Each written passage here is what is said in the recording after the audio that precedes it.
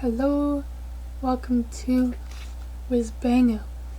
This is me trying to code a game in C on Windows from scratch, but I don't know what I'm doing at all. So you can learn with me.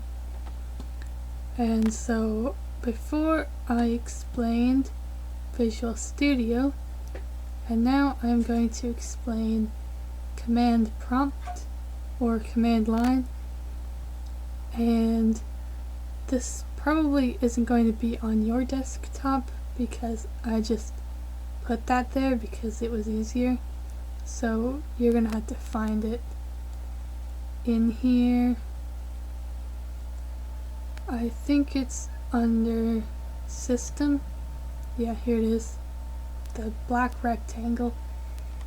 Anyway, so open that up, and you're not going to have this little picture here with the copyright and stuff. That's not going to be on yours because I don't think it's going to be on there because I set that, or at least this definitely isn't going to be on yours. This actually might. Anyway, so I'm going to explain that later. So what you do with command prompt is you can look through your files. So you can see here users/user, and so you can compare that to the file explorer. You can, this little C is also important. C means it's going to be in local disk. So here's where users is, and here's where user is.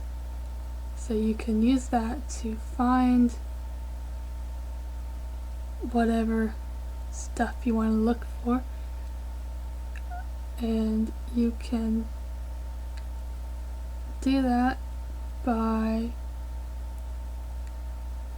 using, you can look through this one that you're this is the one that you're currently in, so you can look at what that has in it by doing dir, which stands for directory, which directories are the same as the little folders here, which means they have other things inside them. So then you can push enter and it will show you all the things that are in user, and you can go further into those by, I can look at my Wizbango file by doing cd, and you want to go to the next one. So you can see here I have it in, let me see here, I have it in desktop. See right here, Wizbango. And so I write cd desktop, enter. So now we're in the desktop. And then if I want to go in Wizbango, I can do cd Wizbango. And now we're in there, and we can look at what is in there by doing dir again, enter, and I've got all my stuff in there. There we go, there's those in there, and there's those here, and the dot here and the dot here, you can see what that does if you do cd ...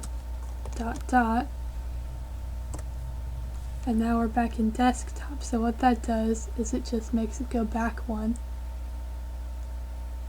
and dot does, it doesn't do anything. So I'm not really sure what the point of that one is, but so this is, it tells to go to the previous directory, and this one says makes it just stay in the current directory, which really I don't know what the point of that is. And so I'm also going to explain something else and if you want to see what you've done before, you just scroll up. If you want more space, just scroll down. So what I'm going to explain now is why you want to use command line instead of just looking through your folders, because I mean that's what you would usually do, and that's kind of a lot easier than having to type in all this junk. But the reason why you want to use command prompt is because there's other things that you can do with this. You can run things, you can write other commands in here, but you can't write other commands just at the start. You have to enable that.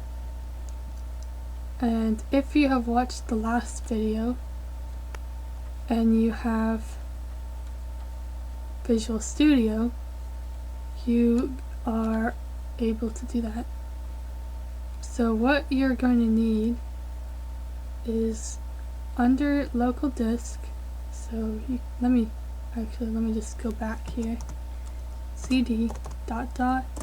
enter, going back all the way, so all we have is C here, because what I'm going to look at is not in this other place. So under C here, under program files, under Microsoft Visual Studio in 2022 community VC auxiliary build vcvarsall. That's the one. You run that using this command prompt, and that is what will let you be able to write stuff that's useful in here. So the way that you can get that to start is you're going to have to do what we did up here with looking in here, but you're going to have to do that in this path of stuff instead of what we did before. So you're going to have to do cd program files, and also if you can't find it in here, it might be in program files x86. So anyway, enter, then cd Microsoft Visual Studio, then cd 2022 community VC auxiliary build, and I think you can actually just write that if you don't want to go through all those steps. I think you can actually just do cd program files and then all these slashes, just write them in there. But what you need to make sure you don't do is you need to make sure you actually write you need to make sure you have the actual entire path here, because I tried to do a shortcut earlier where I didn't have users and user in here when I was trying to look in the desktop, and it ended up I somehow had like 3 other folders just called desktop that weren't actually the desktop, and so that was extremely confusing, and I had to figure out how to delete all that. So don't do that. Anyway, so the way to get vcvarsall.bat, which .bat means it's a batch file, which I don't actually remember what that means, but that's what you need to be doing. So you can just write that in there, I think, and then enter. And oh yeah, it's not going to work if you just write that in there, because as all this junk explains, there's multiple versions. There's x86 version, all these blah de blah. Okay, so ignoring all the stuff that I don't know what it means in here. Oh, here's what it explains. There's x86 version of this, and there's x64 version of this, and x64 version of this means that you want the 64-bit version, and 86 means the 32-bit version. So what we need is the 64-bit version. So what you have to write in here is vcvarsall.bat and then a space here, and just write in x64, enter, and then and then you get this nice little thingy that I was talking about at the start, because if you want to be able to do stuff, you have to write in all that, which is really annoying. So I have mine set up to just do that automatically when it starts. That's why mine comes up there at the start. So I'm gonna also show you how to do that, because it makes it a lot easier. I just wanted to show you how to actually do the entire thing. So now that you've got all of that in, you can actually do other things, like you can write CL, which wouldn't have done anything before, and now it will say some stuff, and I'm actually not super sure what that does, but I know that's one of the things that will work now. So hopefully I'm going to explain that in a later video when I actually know more about it. So the way, here I have it written down in my plan here. Okay, so CL, what it does is it compiles stuff, which it means like, I think that means like it checks what code you have written to make sure it doesn't have any things wrong with it or something. And it also, what it does is it sends it to the linker, which means you can, I think that means you can run it on other things, like you can run it on Visual Studio and stuff. I'm not super sure though. If that's wrong, I will explain it again later. But anyway, the way that I made vcvarsall run automatically is you go to command prompt here and right click and go to properties here at the bottom,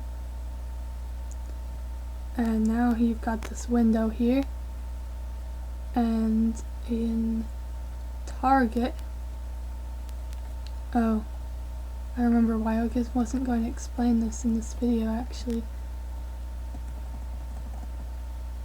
because this actually, I need to explain this right here, shell.bat, which, what does that do? Because I don't actually remember.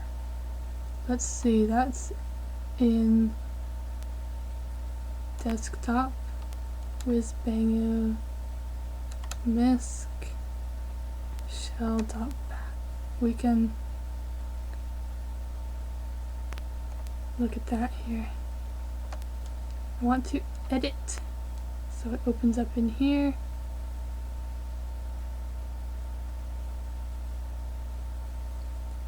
Yeah, I'm going to explain that in the next video instead, because I have not shown you how to write things in here, and I want to explain that because if, like me, you know absolutely nothing before, then you're not going to know where you type stuff like this in.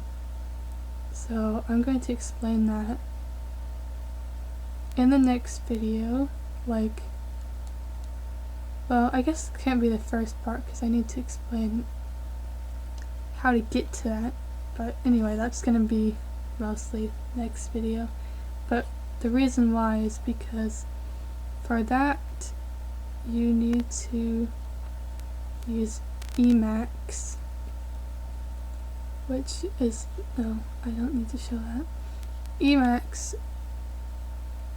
is right here, and that is what you use for typing stuff in.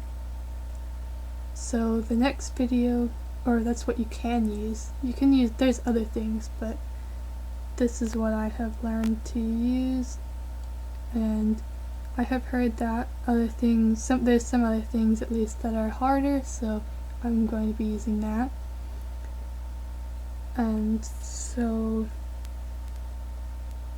yeah, that it's kind of difficult to figure out how to install it, so that's why I want to explain that whole thing separately.